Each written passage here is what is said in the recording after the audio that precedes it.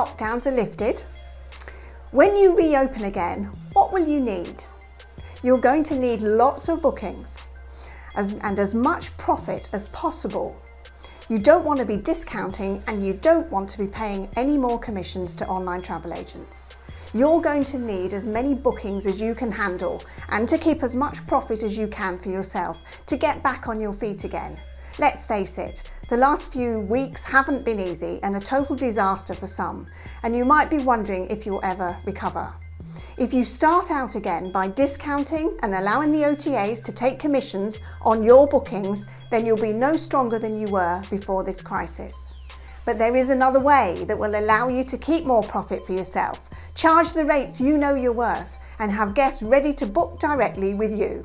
Hi, I'm Yvonne Halling, and to find out how to join us on our free 5-day challenge called Back to the Future, where we'll help you to implement a brand new tool that allows you to reward your guests for booking directly with you.